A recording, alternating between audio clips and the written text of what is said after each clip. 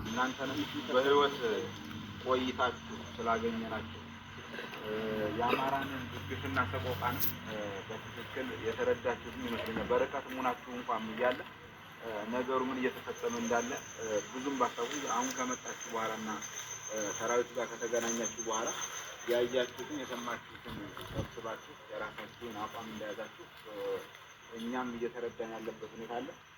ቅድምም እንደተነጋገርነው ወደፊትም ልንነጋገር እንችላለን እስክትሄዱ ድረስ የአማራ ህዝብ የትኛውም ብሔር ጥላቻ እንደሌለበት የአማራ ህዝብ እየታገለ ያለው በህይወት የመቆየት ዋስትናውን የማስጠበቅና የማስጠበቅ ጉዳይ እንደሆነ የስልጣን የምን ጉዳይ አይደለም እያታገለን ያለው ማለት ነው። ስለዚህ ሰርቫይቭ ለማድረግ ነው የመጀመሪያው የተጠየቁ ጥያቄዎች በሰላማዊ መልኩ አልፈታ ስላለ ነው በቃ ነፍስ ያነሳ ነው ማለት ነው። ስለዚህ የማንም ብሔር ጥላቻ እንደሌለብን እናንተም የምታረጋግጡ ከተለያየ ምናልባት አሁን ኢንተርቪው በጊዜ ጥረት ምክንያት ኢንተርቪው ያላደረግናቸው ከደቡብም ከተለያየ ቦታም የመጡ ወንድሞቻችን አሉ።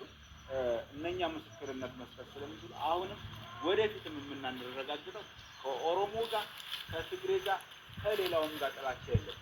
እኛ አትግደሉና ቀያችንን እየመጣችሁ አታፈናቅሉና እህቶቻችንን አትድፈሩ፣ ህፃኖቻችንን አትግደሉ የሚል ቤታችንን በላያችን ላይ እንግዲህ እናንተ አሁን ሞርተር ሰምቼ አላውቅም ትላለህ፣ ግን የአማራ ህዝብ በየትኛውም ቀበሌ ሞርተር ያልተወረወረበት ዙ ያልተተኮሰበት መርፍ ያልተተኮሰበት ቦታ የለም። በዛ ምክንያት ቤታቸው ቁጭ ያሉ እናትና አባቶቻችን ህፃናት ሳይቀሩ በመርፍ ህይወታቸው ያጡ በጣም ብዙዎች አሉ። ስለዚህ ይሄን ያክል ግፍ ነው እያደረሰብን ያለውና ስላገኘናችሁ እኔ በኔ በኩል አፋባሃ ምስራቅ አማራ ቀጠና የምኒልክ እዝ የልጅ ኢያሱ ኮር አመራሮችና የአፋባሃ የምኒልክ እዝ አመራሮች አሉ እዚህ። በኔ በኩል በጣም ከልብ አመሰግናለሁ። ምናልባት የተወሰነ መልእክት ማስተላለፍ የምችል ከሆነ አብን የተወሰነ ወደ መድረክ የተወሰነ ባላቸው ነው። ዞሮ እናንተ ካላችሁት ውጭም ብዙ ፖለቲከኞችም ብዙ ነገር ብለዋል። ብላችሁ የምችለው ነገር ይሄ ስርዓት እጅግ በጣም አስከፊ ስርዓት አማራን እንዲያማራ ህዝቡ ለማስለቀስ የመጣ ስርዓት ነው። ስለዚህ ምን ማድረግ አለብን የሚለው ጉዳይ ላይ አሁን ሰው ለመኖር ከፈለገ ይሄንን ስርዓት መጣል አለበት። ለኦሮሞም አይመችም።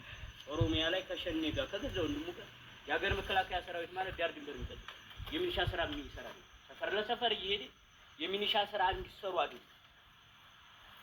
ወጣቱን ኃይል አምራቹን ኃይል እነሹም አብዴታ ልጆቻቸውን በ3 ሚሊዮን ብር እየዳሩ ለእናንተ የሚያዘጋጁላቸው ሰርግ ግን የሞት ድግስ የሚደግሱላችሁ ኮሎኔሎቻችሁ የከተማ ቦታ ተከፋፍለው ጨርሰው በስልጣን መባለግ ከ3 ከ4 ሚስት በላይ ያላቸው ባለጌዎች የኢትዮጵያን ክብር የማይጠብቁ ሌቦች ነው። ማን እየጠበቃቸው? እናንተ እየጠበቃቸው።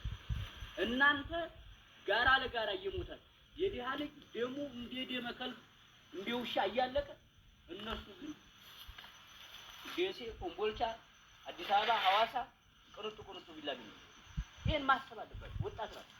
በዚህ ወጣትነታችሁ በዚህ ልክ እየሆናችሁ ጋራ ለጋራ ህይወታችሁን እየሰዋችሁ አትቁም። እዛ ያሉትን ጓደኞቻችሁን ኑ በሏቸው። የአማራ ህዝብ እሴት አለው፣ ባህል አለው፣ ሃይማኖት አለው፣ እሳቤ አለው። ምንም ሊያደርግ ሰው መግደልም ግድ ሆኖብን ነው። የሚገሉትን ነው የሚገለው እንጂ ከ270 በላይ እዛ በዛኛው ግንባር ከማረከናቸው ኦሮሞዎች ናቸው። ኦሮሞ ናቸው ብለን ግን ማለት ነው። ምክንያቱም ስርዓት ጋር ነው የሚያጠባቸው የተባለው ነው። ስርዓቱ ግን አስቸጋሪ ስርዓት ነው። ሀገር አይጠብቅም። በዲፕሎማሲ የተሸነፈ ነው። ከኤርትራ ጋር ጠብ ነው፣ ከሶማሊያ ጋር ጠብ ነው፣ ከጅቡቲ ጋር ጠብ ነው።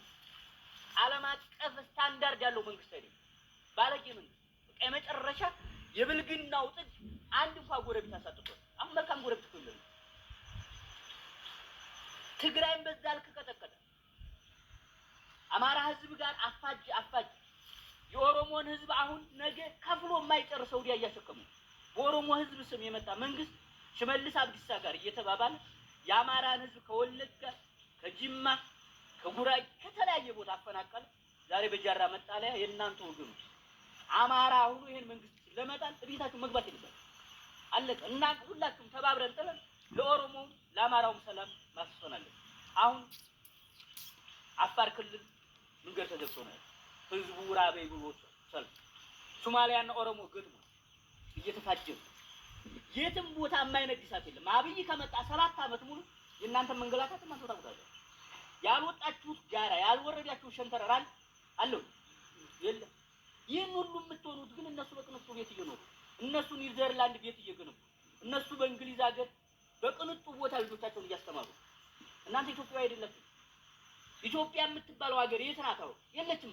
ሳትኖር ለማ የኢትዮጵያ መከላከያ እንዴት ልትባሉ ትችላላችሁ? ሳትኖር ውጊያው ሀገሩ አማራ ክልል ስመጣ መሀል ሀገር ነው መበጠበጥ ገብቶ የአማራ ወጣት ቆቦ አይገባም ወልዲያ አይገባም ስትል ስፈትሽ ነው ሙሉ ለህዝባቸው ያልታመኑ ምርጥ አምሳና ሚኒሻዎች አሉት። እነሱ ጋር እያቀናጀ ይለቃል ታልቃለህ። ስለዚህ ከእንዲህ አይነት እልቂት ራሳቸውን ይጠብቁ።